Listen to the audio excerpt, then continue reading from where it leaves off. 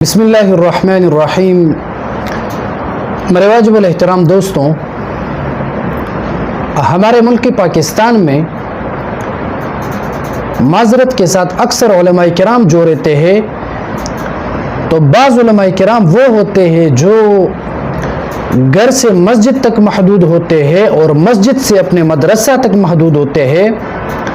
نہ تو وہ معاشرے کے بارے میں کچھ جانتے ہیں اور نہ اسی طرح وہ جو غیر مذہب والے جو لوگ ہیں ان کے بارے میں کچھ جانتے ہیں، اور نہ جو غیر مذہبوں کے ساتھ مناظرے کرتے ہیں ان کے حوالے سے کچھ جانتے ہیں۔ تو اسی وجہ سے ڈاکٹر ذاکر نائک صاحب جب پاکستان تشریف لا رہے ہیں تو ہمارے مذہبی طبقہ کے جو لوگ ہیں اس کے اندر ایک بہت بڑی انتشار پھیل چکی ہے۔ بعض لوگ کہتے ہیں کہ ہمیں ڈاکٹر صاحب کے ساتھ مناظرہ کرنا ہے، اور بعض لوگ کہتے ہیں کہ وہ تو ایسا ویسا بندہ ہے جس کو قرآن اور حدیث بالکل وہ سمجھتا ہی نہیں ہے۔ ایسے کم ظرفی کا مظاہرہ کرنا، جب کوئی ایک مہمان آپ کے گاؤں گھر اور آپ کے ملک تشریف لا رہے ہیں تو اس کی حوصلہ افزائی، مہمان نوازی، اس کا احترام اور قدر کرنے کے بجائے اس کی حوصلہ شکنی، یہ نہ تو اسلام کا درس ہے اور نہ یہ جائز ہے، نہ تو شرعاً جائز ہے، نہ یہ عرفاً جائز ہے۔ اور میرے بعض دوست اور میرے قابل قدر و قابل احترام دوست جنہوں نے زینت المحدثین شیخ محمد ادریس حفظہ اللہ، ان کا ایک ویڈیو کلپ میرے پہلے والے کلپ کے نیچے لگایا کہ دیکھیں شیخ ادریس صاحب بھی ڈاکٹر ذاکر نائک صاحب پر رد کرتے ہیں۔ تو سب سے پہلی بات تو یہ ہے، ان لوگوں کے بارے میں یہ کہوں گا کہ یا ایھا الذین آمنوا ان جاءکم فاسق بنبأ فتبینوا، کہ جب بھی کوئی خبر آپ کو ملے اس کی تحقیق کرنا یہ مسلمان کی شان ہے۔ بلا تحقیق کسی پر فتوی بازی کرنا، کسی کی توہین کرنا، جیسا کہ آج کل ملک پاکستان کے کم ظرف مولوی ڈاکٹر ذاکر نائک صاحب کے خلاف بولتے ہیں، ان کے بارے میں کہوں گا کہ شیخ ادریس صاحب کا جو بیان ہے وہ ہرگز ڈاکٹر ذاکر نائک صاحب کے بارے میں نہیں ہے۔ بظاہر بیان سے تو یوں لگتا ہے کہ شیخ ادریس صاحب کسی اور کے بارے میں فرما رہے ہیں، کیونکہ دیکھیے شیخ صاحب اپنے بیان میں فرماتے ہیں کہ ایک ایسا بندہ ہے جو کہتا ہے کہ بخاری کی یہ روایت قرآن مجید کے خلاف ہے اور یہ ضعیف ہے۔ تو میرے خیال کے مطابق ڈاکٹر ذاکر نائک صاحب کبھی بھی یہ نہیں کہتا کہ فلاں حدیث ضعیف ہے، بلکہ اس کا کام اس کے ساتھ ہوتا ہی نہیں ہے، روایات کے ساتھ وہ چھیڑتا ہی نہیں ہے۔ دوسری بات، شیخ ادریس صاحب نے جو بیان فرمائی ہے وہ اپنے بیان میں فرماتے ہیں کہ اس بندے کے سامنے 10-15 لوگ بیٹھے ہوئے ہیں، اور یہ بات تو عالم اور جاہل سب ہی جانتے ہیں کہ اس بات کی بنیاد پر پتہ چلتا ہے کہ شیخ ادریس صاحب کا جو بیان ہے وہ ڈاکٹر ذاکر نائک صاحب کے حوالے سے نہیں ہے، ورنہ ڈاکٹر ذاکر نائک صاحب کے سامنے 20 اور 10 اور 30 لوگ نہیں بیٹھتے، ان کے مجمع میں تقریباً لاکھوں اور ہزاروں اور سینکڑوں لوگوں کی تعداد میں لوگ تشریف لاتے ہیں۔ تو یہ دوسری دلیل اور وضاحت ہو گئی کہ شیخ ادریس صاحب کا بیان اس حوالے سے نہیں ہے کہ وہ ڈاکٹر ذاکر نائک صاحب پر رد کرتے ہیں۔ نمبر 3، شیخ ادریس صاحب کے بیان کو اگر آپ سماعت فرمائیں گے تو اس بیان کے اندر شیخ ادریس صاحب بیان فرماتے ہیں کہ اس کے سامنے چند لوگ بیٹھے ہوئے ہیں اور وہ سبحان اللہ الحمدللہ کے نعرے لگاتے ہیں۔ تو ظاہر سی بات ہے، آپ دیکھ لیں ویڈیوز، ڈاکٹر ذاکر نائک صاحب کے بیان میں کبھی بھی میں نے نہیں سنا کہ لوگوں نے سبحان اللہ کے نعرے لگائے ہیں۔ جب کوئی بات ہوتی ہو اور انہیں سبحان اللہ کا آواز نہیں، وہاں اکثر ایسا ہوتا ہے کہ جب بھی وہ جواب دیا کرتا ہے غیر مسلموں کو تو اکثر مجلس میں غیر مسلم لوگ ہوتے ہیں تو وہ تالیاں بجاتے ہیں۔ تو اب کسی کے بیان کو لے کر بلا تحقیق اور بلا معلومات کسی کی تذلیل کرنا یہ اسلام کا درس نہیں ہے۔ اور اس کے علاوہ مسلک پرستی اور شخص پرستی میں اتنے زیادہ حد تک بھی جانا جائز نہیں ہے کہ صرف اور صرف آپ اپنے مولویوں کو حق پر سمجھو اور باقی کو کفر تک کی حد تک پہنچا لیں، یہ بالکل درست نہیں ہے۔ ایسا نہیں ہے کہ جو مولوی دیوبندی نہ ہوگا وہ حق پر نہیں ہوگا، بہت سے ایسے لوگ پائے جاتے ہیں جو دیوبندی نہیں ہے لیکن وہ حق پر ہے، بہت سے ایسے لوگ ہیں جو دیوبندی نہیں ہے لیکن انہوں نے دین کی بڑی خدمات کی ہے. تو بس کسی کا دیوبندی نہ ہونا یہ ہرگز اس بات پر دلالت نہیں کرتا ہے کہ بھائی وہ حق پرست نہیں ہے. تو اس حوالے سے لوگوں کو سوچنا چاہیے کہ جس شخصیت کے ساتھ آپ کا اختلاف ہو تو اس کے بارے میں کبھی بھی اختلاف کی بنیاد پر نگیٹو بات کرنا یہ مناسب نہیں ہے. فیس بک پر بک بک کرنے والے بعض ایسے تنگ نظر لوگ، کم ظرف لوگ تھے جس نے میرے اوپر بھی ایسے کمنٹس کیے کہ آپ ذاکر نائک کے فین ہو اور علماء دیوبند ان کے خلاف ہے. تو آج ملک پاکستان کی سرزمین پر جو علماء دیوبند کا نمائندہ اور ترجمان ہے، پورے علماء دیوبند کا پورا لشکر 3-4 لاکھ علماء کرام جس کے نقش قدم پر چلتے ہیں اور جن کو اپنا امام اور قائد مانتے ہیں، یعنی امام سیاست، امام بصیرت، شیخ الہند کا جانشین حضرت مولانا فضل الرحمان دامت برکاتہم العالیہ، ان کو علماء دیوبند پاکستان کی سرزمین پر اپنا نمائندہ کے طور پر مانتے ہیں. علماء دیوبند کے علاوہ باقی مکاتب فکر کے لوگ بھی ان کو اپنا لیڈر اور قائد تسلیم کرتے ہیں. اگر ڈاکٹر ذاکر نائک صاحب اتنا بدترین انسان ہوتا، نعوذ باللہ، اگر وہ اچھا نہ ہوتا تو کیا امام الانقلاب، امام سیاست ان کے ساتھ کیوں ان کی مہمان نوازی کرتے؟ آپ دیکھ لیں غالباً 17 اکتوبر کو آنے والے دنوں میں کراچی کی سرزمین پر ایک عظیم الشان جلسے کا انعقاد کیا گیا ہے اور ان میں مہمان خصوصی مولانا فضل الرحمان صاحب اور ڈاکٹر ذاکر نائک صاحب ہوں گے.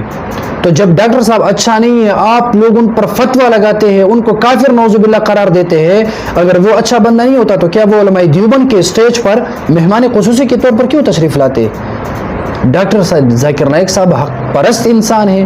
بعض فروعی مسائل میں اگرچہ ان سے غلطی ہوئی ہے لیکن ان غلطی کی بنیاد پر آپ ان کے خلاف ان کے تمام خدمات کو آپ رد نہیں کر سکتے. اس کے علاوہ 1-2 ساتھیوں نے جامعہ بن ٹاؤن کراچی کا اس طرح علماء دیوبند کی طرف سے کچھ فتوے شیئر کیے کہ ڈاکٹر ذاکر نائک صاحب کے حوالے سے کیا لکھ چکا ہے، اور میرے خلاف وہی فتوے انہوں نے شیئر کیے. لیکن ان کم ظرفوں کو اور اسی طرح تنگ نظر لوگوں کو یہ تک پتہ نہیں ہے کہ 22 فتوے میں بھی لکھا ہوا ہے کہ ڈاکٹر ذاکر نائک صاحب کی جو علم ہے وہ فروعی اور فقہی مسائل میں اتنی گہری نہیں ہے. اس کو قرآن مجید اور احادیث علم الرجال کا جو فن ہے، جرح و تعدیل کا جو فن ہے، اس کے حوالے سے ان کے پاس اتنی علمیت نہیں ہے. لیکن اس فتویٰ کے اندر یہ بھی موجود ہے کہ ادیان باطلہ غیر مسلموں کے مقابلے میں ڈاکٹر ذاکر نائک صاحب کو سننا ضروری ہے اور اس سے استفادہ کرنا یہ بہت اچھا اور بہتر ہے. تو ہمیں چاہیے کہ کسی شخصیت سے اختلاف کی بنیاد پر ان کے خدمات کو ہم رد نہیں کریں بلکہ ان کی اچھی جو خوبی ہے ان کا دفاع کریں تاکہ ان کو بھی پتہ چلے کہ بھائی میرا جو کام ہے وہ اللہ کی رضا کے لیے ہے اور لوگ اس سے متاثر ہے، اس کی حوصلہ افزائی کرے، اس کی حوصلہ شکنی نہ کرے. اس کے علاوہ ہمارے پاکستان کی سرزمین پر جو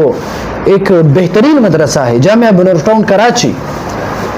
لوگ اس کا فتویٰ شیئر کرتے ہیں. حالانکہ حقیقت یہ ہے کہ ڈاکٹر ذاکر نائک صاحب کا استقبال اسی مدرسے کے اندر ہوگا اور اس بن ٹاؤن جامعہ اسلامیہ بن ٹاؤن کراچی کے اندر ڈاکٹر ذاکر نائک صاحب کا خطاب ہوگا. تو اب جو لوگ علماء دیوبند کا رٹ لگاتے ہیں، نعرہ لگاتے ہیں، ان سے میں کہنا چاہتا ہوں کہ بھائی اگر ڈاکٹر ذاکر نائک صاحب کے بارے میں جو آپ بولتے ہیں، جو الفاظ آپ استعمال کرتے ہیں، اگر یہ بڑوں کی ترجمانی ہوتی، آپ کے الفاظ اگر بڑوں کی ترجمانی ہوتی تو پھر مولانا صاحب ان کو اپنے ساتھ مہمان خصوصی کے طور پر کیوں تسلیم کرتے؟ جامعہ بن ٹاؤن کراچی کے اندر اس کا استقبال کیوں کیا جائے گا اور کیوں اس کو وہاں پر خطاب کے لیے دعوت دی جائے گی؟ اس سے پتہ چلتا ہے کہ ڈاکٹر ذاکر نائک صاحب جو ہے وہ امت مسلمہ میں سے کہ ہیرو ہے، پوری دنیا اس کو تسلیم کرتے ہیں. ہمارے اکے دکے 2-3 کم ظرف مولوی اگر ان کو تسلیم نہ بھی کرے، وہ عند اللہ تسلیم ہو چکے ہیں. وہ اللہ کی نظر اور لوگوں کی نظر میں وہ ایک مقام ان کو اللہ تعالیٰ نے عطا کیا ہے اور وہ اللہ کی نظر میں بس کامیاب ہے. جن کے ہاتھوں پر 1 نہیں 2 نہیں لاکھوں اور کروڑوں اور سینکڑوں لوگ اسلام لائے، آپ ان کے بارے میں بس اپنے گھر میں بیٹھ کر 1-2 بیان سن کر آپ اس پر فتویٰ بازی کرو گے. آپ تو علماء دیوبند کے منہج کو نہیں سمجھتے ہو، آپ علماء دیوبند کے نقش قدم پر چل بھی نہیں سکتے ہو. دیکھیں علامہ شاہ انور شاہ کشمیر رحمہ اللہ جو تھے، علامہ ابن الحجر العسقلانی رحمہ اللہ کو کس نگاہ سے دیکھتے تھے، ان کے ساتھ کتنا اختلاف تھا کشمیری صاحب کا، لیکن اس اختلاف کے باوجود بھی اس کو حافظ الدنیا کا لقب دیا کرتے تھے، ان کے اوصاف بیان کرتے تھے، ان کے احادیث کی خدمات درس میں بیان کیا کرتے تھے۔ اختلاف کے باوجود آپ علماء دیوبند کا نام لیتے ہو، ڈاکٹر ذاکر نائک صاحب پر رد کرتے ہو، تو یہ علماء دیوبند کے ساتھ بڑی غداری ہے۔ علامہ احمد علی لاہوری رحمہ اللہ، اگر ان کو آپ دیکھا جائے تو وہ انہوں نے اپنی مذہب حنفیت کے بعض مسائل ایک دو موقع پر اپنے ایک دوست غیر مقلد کے لیے چھوڑے تھے، بلکہ اپنے طلباء کرام کو یہ درس دیا کرتے تھے کہ جب میرا دوست یہاں تشریف لائے، اگرچہ وہ غیر مقلد ہے لیکن آپ لوگوں نے ان کی خاطرداری کرنی ہے اور آپ لوگوں نے امین بالجہر یہی طریقے سے اور رفع الیدین کے طریقے سے آپ لوگوں نے نماز ادا کرنی ہے۔ تو اب جب ہمارے اکابرین تو ایسے تھے کہ وہ اختلاف کے باوجود بھی کسی کے ساتھ نفرت نہیں کرتے تھے، بلکہ اختلاف کے باوجود بھی وہ آپس میں ادب و احترام کا مظاہرہ کرتے تھے۔ اس کے علاوہ ڈاکٹر منظور مینگل صاحب کا بیان آپ سن لیں، وہ بھی یہ فرماتے ہیں کہ بھائی ادیانی باطلہ کے مقابلے میں ڈاکٹر صاحب کو سننا چاہیے، وہ ایک بڑا آدمی ہے۔ ہمارے ملک پاکستان کے طلباء کرام اور علماء کرام میں غضب پائی جاتی ہے کہ مطالعہ تو کرتے نہیں ہیں، جو ان کو بات کرے مطالعہ کی تو پھر اس کو رد کرتے ہیں، مانتے نہیں، کیونکہ عقل پر پردے پڑے ہوئے ہیں۔ اب کچھ دن پہلے ڈاکٹر وہ مولوی طارق مسعود صاحب کے حوالے سے، مفتی طارق مسعود صاحب کے حوالے سے وہ ایک ہنگامہ بن گیا، ان پر فتویٰ بازی ہو گئی، کسی کو یہ تک پتہ نہیں تھا کہ بھائی اس کی بات کرتے ہوئے اس نے گستاخی کی یا غلطی کی ہے۔ علم تو یہاں تک ہے کہ کوئی انسان غلطی اور گستاخی میں فرق نہیں کر سکتا ہے، اور فتویٰ بازی اسلام سے خارج کرنے کفر کے فتوے لگائے جاتے ہیں۔ اور بلکہ صحابہ کا بھی آپس میں اختلاف تھا، لیکن وہ اختلاف اور ادب کے دائرے کے اندر تھا۔ اسی طرح اسلاف کے مابین کتنا اختلاف تھا، کاش ہمارے طلباء کرام اور علماء کتابوں کی طرف رجوع کرتے۔ جب اشرف علی تھانوی رحمہ اللہ اور حسین احمد مدنی رحمہ اللہ کا جب آپس میں اختلاف بن گیا تو وہاں پر بھی اسی طرح طلباء کرام نے ہنگامہ کیا، شور کیا، ایک دوسرے کی بے ادبی کرنے لگے۔ تو ایک مرید جو ہے شیخ زکریا رحمہ اللہ کے پاس، انہوں نے خط کے ذریعے ان سے پوچھا کہ اس اختلاف کے حوالے سے آپ کیا فرماتے ہیں؟ تو اس کے جواب میں شیخ زکریا رحمہ اللہ نے ایک بڑی کتاب تحریر فرمائی ہے، الاعتدال فی مراتب الرجال کے حوالے سے، جس میں یہی بیان کیا گیا ہے کہ، اور ایک بہت اچھی بات اس میں بیان ہوئی ہے کہ ہمارے طلباء کرام میں غضب پائی جاتی ہے کسی کا ایک بیان سن کر، اگر وہ بیان اس کو پسند آ جائے، بس اگر وہ بندہ کتنا برا ہی کیوں نہ ہو، اس ایک بیان کی بنیاد پر طلباء کہتے ہیں واہ واہ کیا بیان کیا، کیا دلائل دیے، کتنا اچھا مولوی ہے۔ شیخ زکریا صاحب فرماتے کہ خدا را ایک بیان کی وجہ سے کسی شخصیت کا پتہ نہیں چلتا ہے، اس کی پوری زندگی کو دیکھو کہ وہ زندگی میں کیا کرتا ہے، کیا بولتا ہے، اس کا چلنا پھرنا اٹھنا بیٹھنا سنت کے مطابق ہے یا نہیں۔ اور کوئی دوسرا بندہ اگر بعض مواقع پر اگر ان سے کوئی ایک چھوٹی موٹی غلطی ہو جائے تو اس ایک غلطی کی بنیاد پر، ایک بیان میں ایک غلطی کی بنیاد پر لوگ اس پر کفر کے فتوے لگاتے ہیں، لوگ اس کو برا بالا کہتے ہیں، لوگ اس کو غلط کہتے ہیں۔ طارق مسعود صاحب ہو یا ڈاکٹر ذاکر نائک صاحب ہو، ان کے ایک دو چھوٹی موٹی غلطیوں کی بنیاد پر اس پر کفر کے فتوے لگا دینا یہ ہرگز مناسب نہیں ہے۔ تو طلباء کرام کو چاہیے کہ وہ اپنے اسلاف اکابرین کے کتب کی طرف رجوع کریں اور ان کی کتابوں کا مطالعہ فرمائیں، تاکہ آپ کو اختلاف رکھنے کا طریقہ بھی معلوم ہو جائے اور پھر فتویٰ بازی میں جلدی نہ کرنے کا طریقہ بھی آپ کو مل جائے۔ علامہ شاہ انور شاہ کشمیری رحمہ اللہ کو آپ دیکھ لیں، انہوں نے اپنے ایک نہیں بلکہ کئی کتابوں میں انہوں نے لکھا ہے، اکفار الملحدین کو دیکھو، اس طرح ملفوظات کو دیکھ لو، اس طرح دیگر کتابوں کو دیکھ لو۔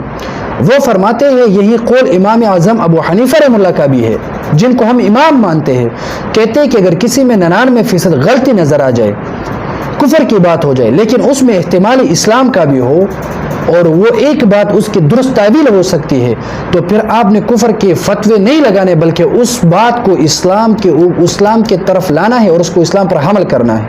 اور یہ ایک کتاب میں نہیں بلکہ ہزاروں کتابوں میں موجود ہے۔ اس طرح مولا علی قاری صاحب کی کتابیں آپ دیکھ لیں، وہاں پر بھی آپ کو یہ نظر آئے گا۔ تو خلاصہ ہی کلام یہ ہوا کہ بھائی کسی کی ایک چھوٹی موٹی غلطی کی بنیاد پر اس پر کفر کے فتوے لگانا یہ ہرگز مناسب نہیں ہے۔ اور اکابرین کے لباس میں اپنے اندر علماء دیوبند کا مہر لگا کر علماء دیوبند کی غلط ترجمانی کرنا یہ ہرگز مناسب نہیں ہے۔ میرے خیال کے مطابق وہ لوگ ہرگز علماء دیوبند کا نام استعمال نہیں کر سکتے جو لوگ علماء دیوبند کے نقش قدم پر نہیں جاتے ہیں، اور ویسے علماء دیوبند کا نام لے کر غلط بیانی کرنا یقیناً یہ علماء دیوبند کے ساتھ غداری ہوگی۔ آپ دیکھ لیں احمد رضا خان بریلوی رحمہ اللہ، انہوں نے ہمارے اکابرین پر کفر کے فتوے لگائے، حسام الحرمین کتاب لکھی، کتنے فتوے لگائے ہمارے علماء دیوبند کے خلاف، لیکن آپ نے کبھی دیکھا کہ ہمارے علماء دیوبند نے اس کو کافر قرار دیا ہو؟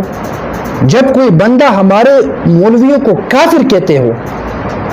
اس کے باوجود جب ہمارے مولوی اکابرین کو پتہ چلتا ہے کہ فلاں بندہ اکابرین کو کافر فرماتے ہیں، کہتے ہیں، اس کے باوجود بھی ہمارے علماء دیوبند نے اس پر کفر کا فتویٰ نہیں لگایا۔ ایسے عبارات، علم الغیب جیسا مسئلہ، ایسے عبارات ہمارے اکابرین کو پیش کیے گئی، لیکن کبھی بھی ہمارے اکابرین نے احمد رضا خان بریلوی رحمہ اللہ پر کفر کے فتوے نہیں لگائے۔ تو جب ہمارے اکابرین کا مشن یہ تھا کہ بھائی کفر کا جو مسئلہ ہے وہ بہت حساس اور نازک ہے، تو آج موجودہ دور کے جو لوگ جو علماء دیوبند کا نام لے کر کفر کے فتوے لگاتے ہیں، یا اسی طرح موجودہ دور کے جو بریلوی طبقہ کے جو لوگ ہیں، چھوٹی موٹی غلطی پر انہوں نے بھی طارق مسعود صاحب کو اور ذاکر نائک صاحب کو کافر قرار دیا، یہ ہرگز مناسب نہیں ہے۔ اگر بریلوی طبقہ کفر کے فتوے لگاتے تو اس سے تو گلا شکوہ نہیں کرنا چاہیے، کیونکہ ان کا بڑا جو تھا احمد رضا خان بریلوی رحمہ اللہ، وہ بھی کفر کے فتوے لگاتے تھے۔ اب بریلوی حضرات بھی لگائیں تو ہمیں کوئی شکوہ نہیں ہے، بس اہل حق اپنا کام کرتے رہیں گے، یہ لوگ کفر کا فتویٰ لگاتے رہیں گے۔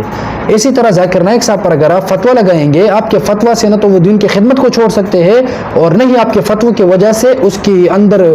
کوئی مطلب حوصلہ شکنی ہو جاتی ہے، اور نہ ہی وہ آپ کی باتوں کو توجہ دے گا۔ اس طرح علماء دیوبند پر جب بریلوی حضرات نے کفر کے فتوے لگائے تو کیا علماء دیوبند کا مشن ختم ہو گیا، ان کی خدمات رک گئی؟ نہیں، ہرگز نہیں، ان کا کام چلتا رہے گا قیامت کی صبح تک۔ اسی طرح جو لوگ اب علماء دیوبند کا بیس بدل کر ان کے لباس میں آئیں گے اور چھوٹی موٹی باتوں پر کفر کے فتوے لگائیں گے، تو ہرگز اس کے فتووں کی وجہ سے نہ تو کوئی اسلام کے اندر داخل ہوگا اور نہ کوئی اسلام سے خارج ہوگا۔ تو خلاصہ کلام یہ ہے کہ علماء دیوبند کا نام لے کر خدا را علماء دیوبند کی غلط ترجمانی نہ کریں، یہ ہمارے لیے بہتر ہوگا، ورنہ اللہ رب العالمین کے دربار میں بھی آپ لوگوں کو پیش ہونا ہے جب اللہ آپ سے پوچھے گا کہ بھائی کیوں کفر کے فتوے لگائے، کیوں علماء دیوبند کا نام استعمال کر کے لوگوں کو گمراہ کیا، تب کیا جواب ہوگا؟ تقی عثمانی صاحب حفظہ اللہ فرماتے ہیں کہ منہ سے ایسی بات نکالے کہ اگر دنیا میں عدالت لگ جائے اور آپ اپنی بات کو دلیل کی بنیاد پر ثابت کر سکے، ایسی بات آپ نے کہنی ہے۔ اگر دنیا میں عدالت نہ لگ جائے، آخرت میں اگر عدالت لگ جائے تو اپنے منہ سے ایسی بات نکالے اس دنیا میں، تاکہ اللہ کے دربار میں جب عدالت لگ جائے اور آپ دلائل کے ساتھ قرآن حدیث کی روشنی میں اپنے بات کو درست ثابت کر سکے، ورنہ وہاں پر انشاءاللہ اللہ تعالیٰ کی پکڑ بہت مضبوط ہوگی۔ تو اللہ رب العالمین ہمارے تمام نوجوانوں کو اور تمام مولوی حضرات کو اعلیٰ ظرفی کا مظاہرہ کرنے کی توفیق عطا فرمائیں، اور اللہ رب العالمین ہمارے مولوی حضرات کے اندر سے حسد، بغض اور اسی طرح تعصب کی جو آگ ان کے دلوں کے اندر ہے، اللہ رب العالمین اس آگ کو ختم کرے، اور ایک دوسرے کے ساتھ اختلاف کے باوجود بھی ادب اور احترام کا مظاہرہ کرنے کی توفیق عطا فرمائیں۔ اللہم صلی علی روح محمد فی الارواح، اللہم صلی علی جسد محمد فی الاجساد، اللہم صلی علی قبر محمد فی القبور۔